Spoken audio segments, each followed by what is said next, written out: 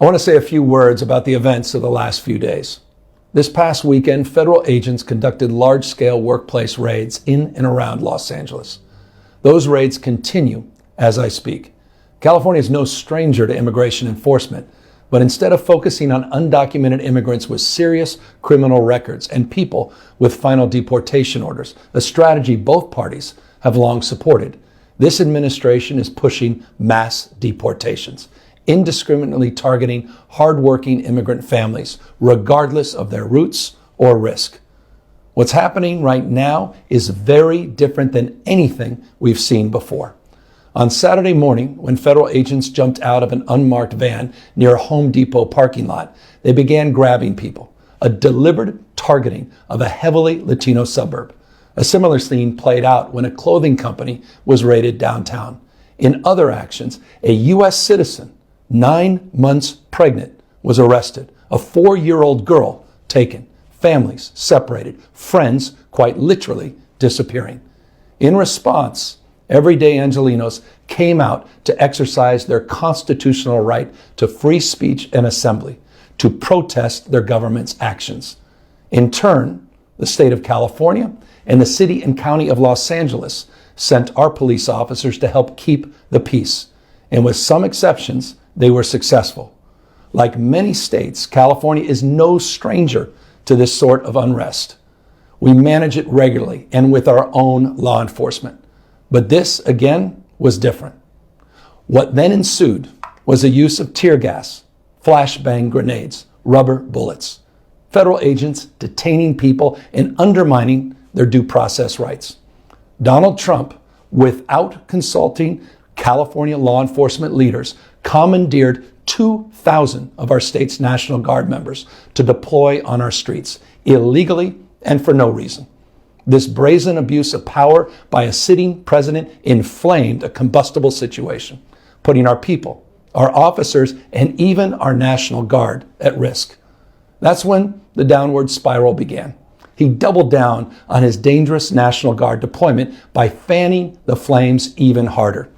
And the president, he did it on purpose. As the news spread throughout LA, anxiety for family and friends ramped up. Protests started again.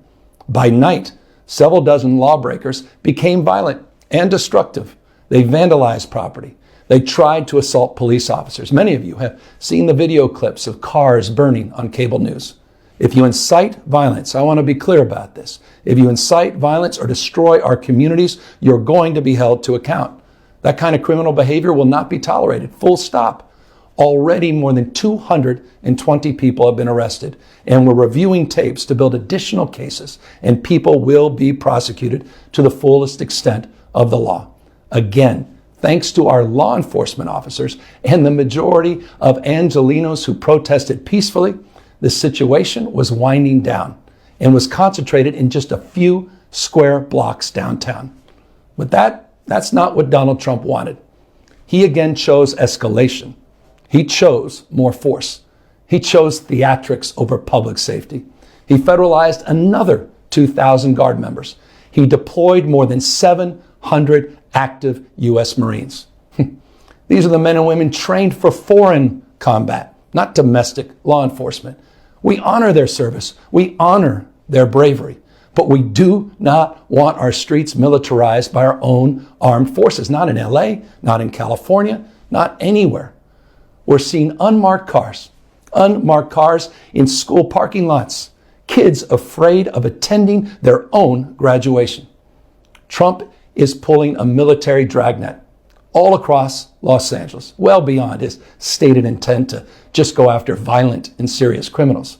His agents are arresting dishwashers, gardeners, day laborers, and seamstresses. That's just weakness masquerading as strength. Donald Trump's government isn't protecting our communities. They're traumatizing our communities. And that seems to be the entire point. California will keep fighting. We'll keep fighting on behalf of our people, all of our people, including in the courts.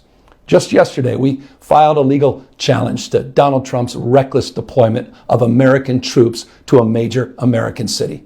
Today, We sought an emergency court order to stop the use of the American military to engage in law enforcement activities across Los Angeles. If some of us could be snatched off the streets without a warrant, based only on suspicion or skin color, then none of us are safe. Authoritarian regimes begin by targeting people who are least able to defend themselves, but they do not stop there. Trump and his loyalists, they thrive on division because it allows them to take more power and exert even more control. And by the way, Trump, he's not opposed to lawlessness and violence as long as it serves him. What more evidence do we need than January 6th? Ask everyone. Take time, reflect on this perilous moment. A president who wants to be bound by no law or constitution, perpetuating a unified assault on American traditions. This is a president who in just over 140 days has fired government watchdogs that could hold him accountable for corruption and fraud. He's declared a war on culture, on history, on science, on knowledge itself. Databases, quite literally, are vanishing. He's delegitimizing news organizations, and he's assaulting the First Amendment.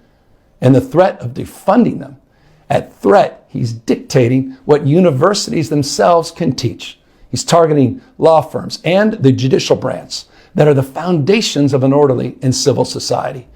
He's calling for a sitting governor to be arrested for no other reason than to, in his own words, for getting elected. And we all know this Saturday, he's ordering our American heroes, the United States military, and forcing them to put on a vulgar display to celebrate his birthday, just as other failed dictators have done in the past. Look, this isn't just about protests here in Los Angeles. When Donald Trump sought blanket authority to commandeer the National Guard, he made that order apply to every state in this nation. This is about all of us. This is about you. California may be first, but it clearly will not end here. Other states are next. Democracy is next. Democracy is under assault before our eyes. This moment we have feared has arrived. He's taking a wrecking ball to our founding fathers' historic project. 3 co-equal branches of independent government. There are no longer any checks and balances. Congress is nowhere to be found. Speaker Johnson has completely abdicated that responsibility. The rule of law has increasingly been given way to the rule of Don. The founding fathers, they didn't live and die to see this kind of moment. It's time for all of us to stand up. Justice Brandeis, he said it best. In a democracy, the most important office, with all due respect, Mr. President, is not the presidency, and it's certainly not governor.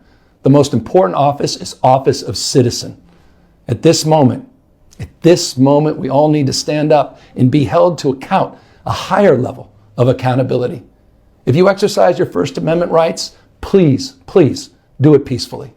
I know many of you are feeling deep anxiety, stress, and fear, but I want you to know that you are the antidote to that fear and that anxiety. What Donald Trump wants most is your fealty, your silence to be complicit in this moment. Do not give in to him.